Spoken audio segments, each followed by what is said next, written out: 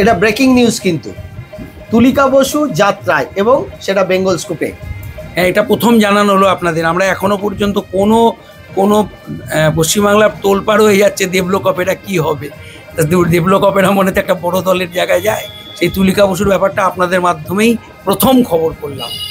এই বইটা বাণীবন্দনা যাত্রা সংস্থা একটু থিয়েটিক্যাল সিরিয়াল ঘেঁষা নাম দিয়েছি আমি, গীতা এলএলবি। এই গীতা এলএলবি করে এই মেয়েটা এখন আমি মনে করি যে নিশ্চয়ই খুব ভালো দর্শকদের মন জোগাবে। পশ্চিমবাংলার দর্শকদের কাঁপিয়ে রেখে দিয়েছে যে পিয়ালি বসু মানেই হিট। এবছরও পিয়ালি বসু খুব ভালো বই লেখা হচ্ছে, নাটক লিখেছেন মঞ্জিল ব্যানার্জি, ডিরেকশন সম্পাদনা নির্দেশনা পিয়ালি বসু নিজেই। এই নাটকের নাম হয়েছে অকাল বোধনের বাজনা। খুব ভালো সাড়া। আমরা যাত্রা উৎসবে আমাদের যতগুলো দল আমরা করেছি তাদের কাছে এখনও পর্যন্ত নজর কেড়েছে আমাদের দেবলোক অপেরা। 1 নম্বর পালা প্রযোজনা ছিল। তাছাড়া তো দেবী বন্দনা, সুভাষিস মুখার্জির বাণীবন্দনা সবকটাই ভালো হিট করেছিল।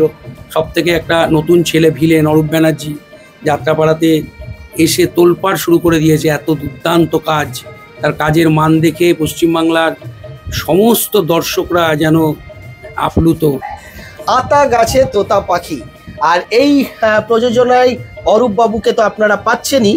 আর এই আতা গাছে তোতা পাখির পরিচালক এবং লেখককে মঞ্জিল ব্যানার্জি। আচ্ছা, এটা মঞ্জিল ব্যানার্জি। কেন এখন ব্লকবাস্টার রাইটার বলতে মঞ্জিল ব্যানার্জি, মেগাস্টার রাইটার বলতে মঞ্জিল ব্যানার্জি। আপনি যদি বলেন যে নতুনত্ব, সেটাও মঞ্জিল ব্যানার্জি। যেটা বহুদিন বন্ধ হয়ে গেছিলো যাত্রাপাড়াতে, যে আগে বায়না হওয়াটা রথের আগে, এবছর ঢল নেমে গেছে। অরূপ ব্যানার্জির আতা গাছে তোতা পাখি সকলে বলছে যে মানে একটা হিরিক হয়ে যাবে আবার। আমিও মনে করি যে নিশ্চয়ই হিরিক হবে। হিরিক আমি করে ছাড়ব। সারা জাগানোভাবে অভিনয় করেছে, সিনেমাতে বলুন, থিয়েটারে বলুন, একদম নাটকের মেয়ে। এবং ওনার এত মিষ্টি মুখ, যে অ্যাক্টিংটার সঙ্গে মুখের একটা ব্যাপার তো আছেই। সেটা এবছর আমরা লঞ্চ করেছি তুলিকা বসুকে।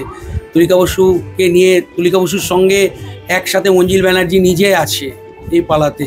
অতএব আমি মনে করি দেবলোক অপেরা যেমন চ্যালেঞ্জ সৃষ্টিকারী পালা করে এসেছে, এবারও দেবলোক অপেরা চ্যালেঞ্জ সৃষ্টিকারী পালা করবে। আর অত্যন্ত ভালো একটা চ্যানেল। আমি সুভাষিস দারবেলাও ইন্টারভিউ দিয়েছিলাম, এবং পরে লোক যদি আমাকে একজন চেনে, তারপরে দেখেছি 4 জন চিনে গেছে আমাকে এই চ্যানেলটার মাধ্যমে।